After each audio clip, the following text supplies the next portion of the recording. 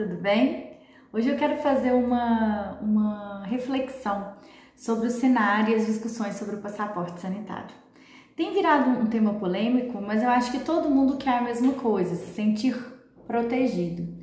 Então vamos ser leais, vamos pegar na ciência, vamos observar isso e analisar isso de uma forma independente e eficiente, né? Para que seria o passaporte sanitário? Seria uma medida de restrição para que as pessoas que tivessem uma maior proteção contra o vírus tivessem mais acesso aos lugares e as pessoas que não tivessem essa proteção contra o vírus, como não pudessem frequentar esses lugares, para que não colocassem as outras pessoas em risco, né? É como se a gente colocasse as pessoas que tivessem comportamentos de risco.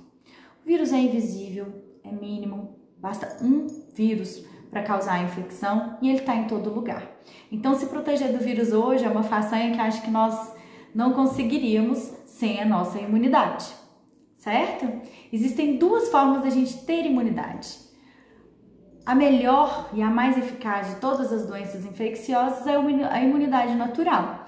Você teve contato com a doença, você desenvolveu a doença e o seu organismo já fez as suas células de defesa, fez uma memória imunológica, então você não se contamina mais com essa doença, ou se contaminar vai ter a doença de forma mais leve, ou sua chance cai exorbitantemente, certo? Essa é a imunidade natural. E a imunidade induzida, a imunidade artificial. A forma da gente ter essa imunidade artificial é pelo meio das vacinas. Hoje a gente já tem disponíveis as vacinas do Covid, uma certa discussão entre eficácia e o que traz, mas nós temos as vacinas do Covid, certo?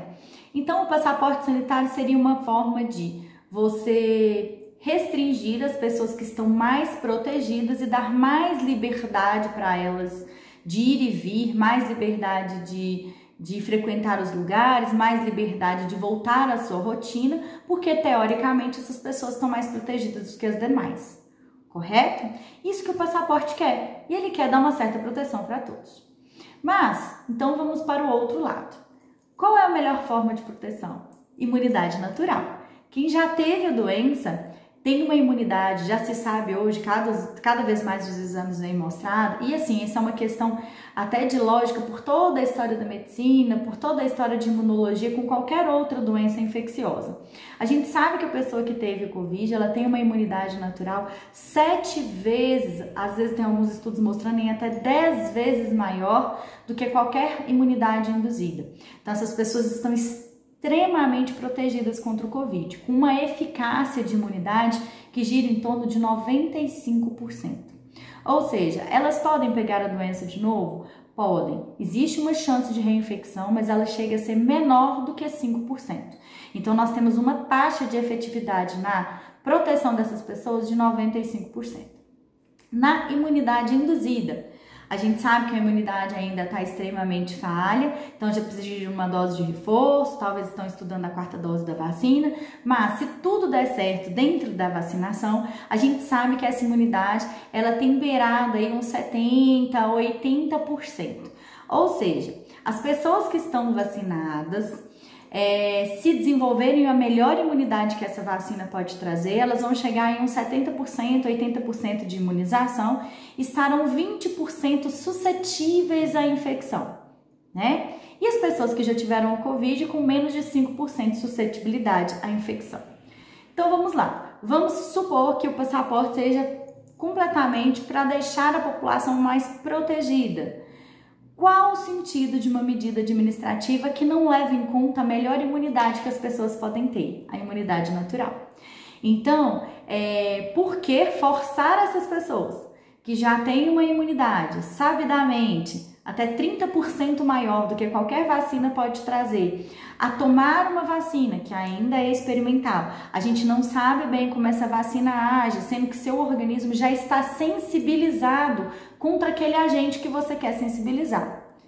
Voltando um pouquinho nisso, o que a vacina faz? A gente inocula um ser manipulado em laboratório ou geneticamente modificado que falseia, que mimetiza, que se pareça com o vírus de forma real ou com algumas unidades, subunidades desse vírus que vai induzir a memória imunológica, ou a gente faz de vetor viral, a gente pega um outro vírus, inocula alguma substância do coronavírus, né? A gente pega o adenovírus, por exemplo, o vírus da gripe, inocula alguma substância do coronavírus, inocula nas pessoas para desencadear uma resposta imunológica, a formação de anticorpos e a imunidade, né? A memória imunológica, para que se essa pessoa tiver contato, ela não desenvolva doença. Ou outra forma da vacina também é pegar o vírus morto ou atenuado. Você pega e mata ele por calor, química, né? E deixa ele inativo, mas aquelas proteínas que fazem o vírus vão desencadear. Ou você tira a virulência desse vírus. Você deixa ele fraco, inocula ele na pessoa para desenvolver essa imunidade.